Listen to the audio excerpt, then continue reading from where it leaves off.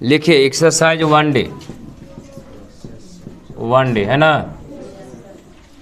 Exercise one day.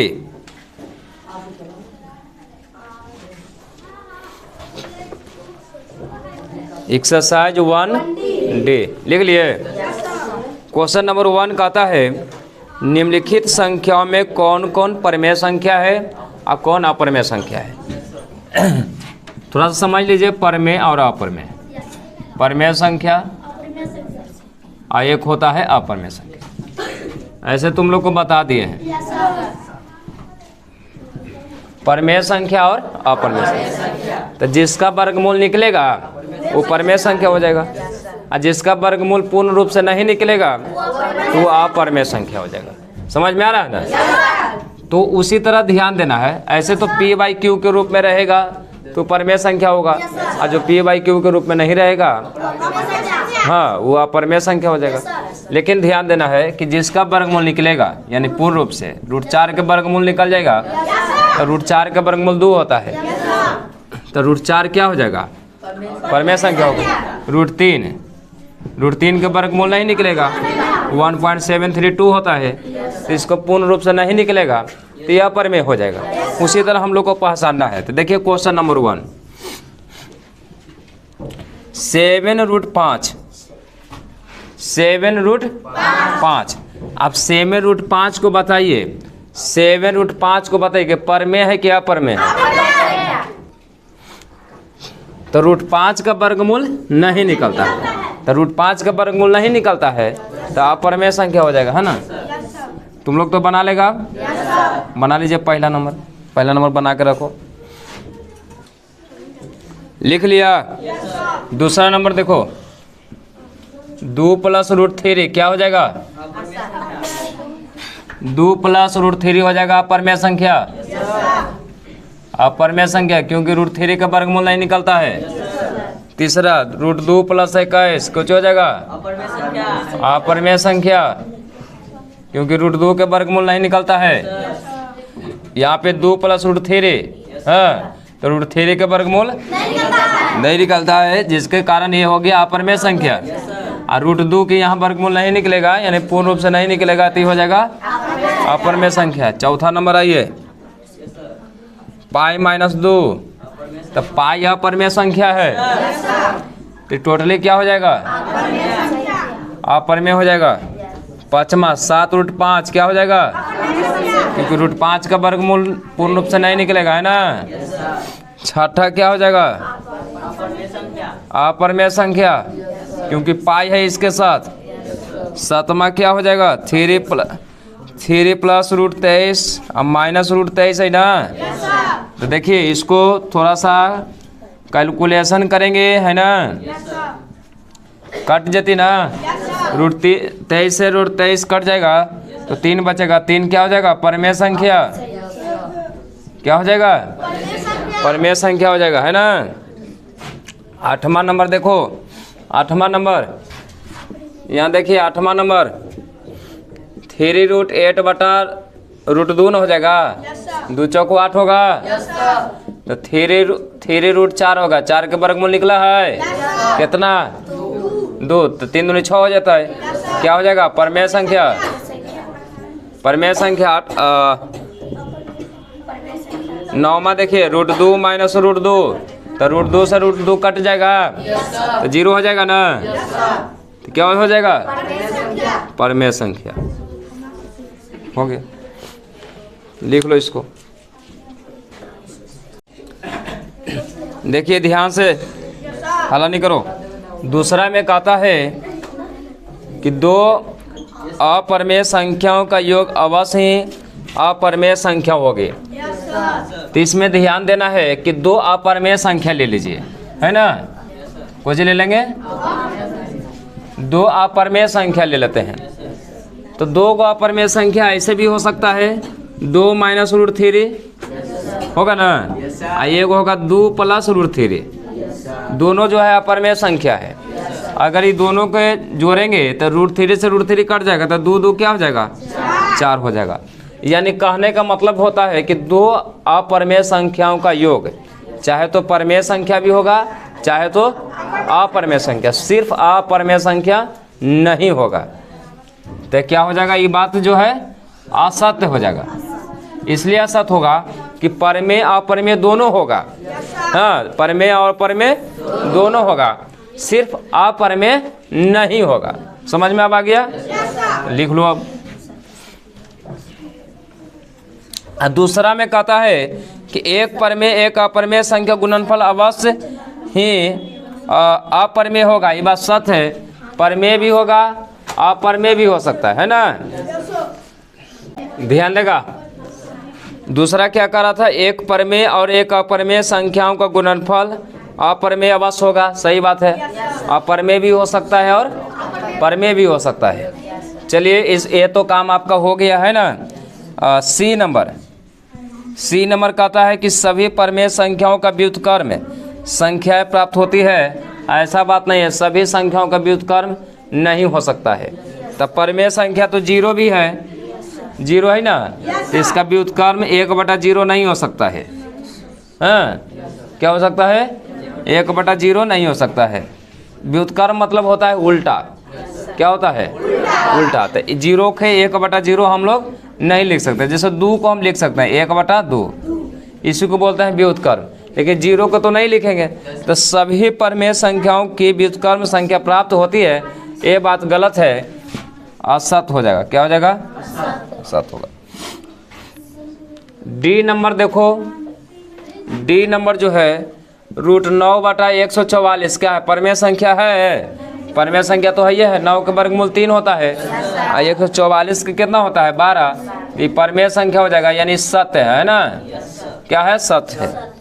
ई number देखो, x × y + z बराबर लिख सकते हैं xy + xz, तो लिख सकते हैं। अपरमेय संख्याओं के समूच में लागू होगा, तो लिखना कि हाँ, क्या लिखना, हाँ सत्य लिखो।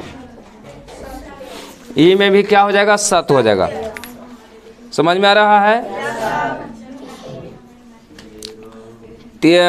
तीसरा का ये कहता, देखो तीसरा के ये कहता √3 को व्युत्क्रम लिख सकते हैं, तो हाँ 1/√3 हो जाएगा, है ना व्युत्क्रम। अब 3/2√2 को जोज प्रतिलोम, तो माइनस लगा सकते हैं। क्या लगा सकते हैं, माइनस। जोज प्रतिलोम का मतलब हो गया माइनस लगा देंगे, और व्युत्क्रम का मतलब हो गया 1/√3 लिख देंगे, है ना। हो गया आपका, ये खत्म हो गया, है ना। अब हम तुम लोग को रूट वाला के जोड़ और घटाव बताएंगे। जो रूट में रहेगा उसको जोड़ भी बताएंगे, घटाव भी बताएंगे, गुना भी बताएंगे और भागा भी बताएंगे, है ना। तो क्वेश्चन ध्यान से देखिएगा। अब कहेगा कि √2 और प्लस √3, है ना। तो तुम लोग तो बोल देगा सर जी तो जुड़ जाएगा, √5 हो जाएगा। गलत हो जाएगा, तो गलत हो जाएगा आपको। रूट में अगर सेम में रहेगा, सेम में रहेगा तो उसको जोड़ेंगे, सेम में नहीं रहेगा तो नहीं जोड़ेंगे, यानी वो अलग हो गया। √2 अलग हो गया और √3 अलग हो गया। हाँ, तो ये नहीं जुटेगा, ऐसे रह जाएगा। समझ में आ रहा है? अगर मान लिया जाए कि दूसरा क्वेश्चन ले 2√2 और 3√2, तो रूट के अंदर देखना है तुमको कि सेम है कि नहीं सेम है। सेम है ना, रूट के अंदर देखना सेम है कि नहीं सेम है। अगर सेम रहेगा तो जोड़ेंगे और सेम नहीं रहेगा तो नहीं जोड़ेंगे। और रूट के ये अंदर हो गए या ये बाहर हो गए, ये बाहर ये अंदर, ये बाहर ये अंदर। समझ में आ रहा है? अब मान लीजिए कि यहाँ लिख दे 10√7, तो ये हो गई अंदर वाला, ये हो गई बाहर वाला। तो बाहर वाला ये अंदर वाला, तो अंदर वाला देखना कि अगर बराबर है तो काम होगा, अब बराबर नहीं है तो काम नहीं होगा। तो देखिए अंदर वाला तो बराबर है, तो है ना, तो बाहर बाहर जो लेंगे अब अंदर अंदर काम होता है ना। तो अंदर √2 तो √2 है, तो जोड़ में सेम लिखा जाता है। यानी रूट 2 जो है यहाँ 2 गो है और रूट 2 जो है यहाँ 3 गो है। के गो है? यानी कहने का मतलब रूट 2 यहाँ के गो है? 3 गो। यहाँ के गो है? तो के गो हो गए? 5 गो न हो गए। 5 रूट 2 लिखा गए। अगर मान लिया जाए कि 7 रूट 6 है ना, अब 8 रूट 5, तो बताइए जुड़ेगा? तो ऐसे लिखा जाएगा क्योंकि अंदर वाला बराबर नहीं है। कुछ है अंदर वाला बराबर छोड़ देंगे है ना।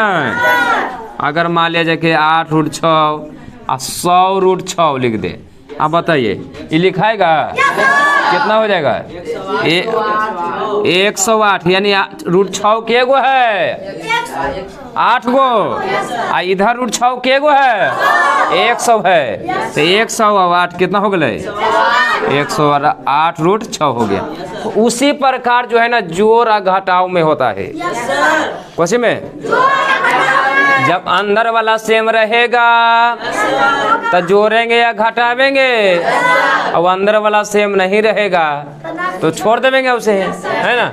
अगर मान लिया जाए कि यहाँ पे ऐसे लिख दे root 2 plus root 3 root 2 plus 5 root 3। अब बताइए इसको जोड़ेंगे तो कैसे लिखाएगा? अब ई जुड़ेगा, ई जुड़ेगा, है ना। क्या हो जाएगा? यहाँ देखो रूट 2 यहाँ के गो है? यहाँ के गो है? 3 गो। ये कितना हो गया? 4 रूट 2 हुआ है।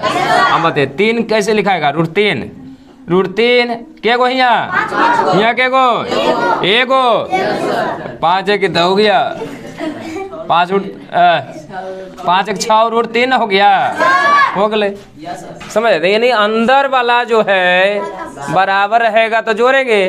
अब ये नहीं कि तुम लोग करना कि रूट 6 हुआ प्लस रूट 7 तो लिख देना कि रूट 13 हो जाएगा आंसर, तो गलत हो जाएगा। क्योंकि रूट वाला जो है ना सेम रहता है तो वही काम होता है। ठीक बा ना? लिख लो। अब तुम लोग देखेगा घटाव। घटाव में उसी तरह होता है। क्या होता है? यानी सेम रहेगा हाँ तो घटाव होगा, हाँ सेम नहीं रहेगा छोड़ देंगे, है ना। 3 रूट 7 अब माइनस 5 रूट 6। अब बताइए घटेगा? क्योंकि सेम नहीं। ठीक है। अगर मान लिया जाए यहाँ तुमको दे दिया जाए 4 रूट 7, तो आप बताइए कैसे इसको लिखिएगा? तो रूट 7 वाला जो है काम होवेगा। तो यहाँ 3 गो जो है रूट 7 है, यहाँ के गो है? तो 4 3 कितना हो गया? 7 रूट 7 हुआ। इसको छोड़ देंगे, मतलब ऐसे छोड़ देंगे, ये हो गया आंसर। समझ में आया? तो घटाव वाला काम ऐसे होता है। 7 रूट 2 माइनस 3 रूट 2। अब बताइए काम होवेगा? कितना होवेगा? 7 में से 3 गया 4 रूट 2।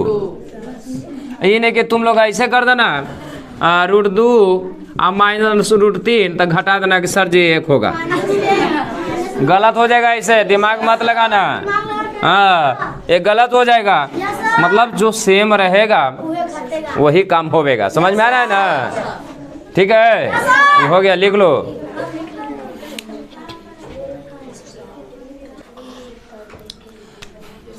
अब गुणा देखिए। गुना में ध्यान देना है, अंदर अंदर देखना है, बाहर बाहर देखना है। समझ में है ना? कहाँ कहाँ देखेगा? हाँ मान लिया जाए कि 5 रूट 6 है और 7 रूट 3 है। इसमें सेम रहे या न रहे उससे हमको कोई मतलब नहीं। बस थोड़ा सा ही ध्यान देना है कि अंदर अंदर बाहर बाहर देखना है। देखिए बाहर बाहर कितना है?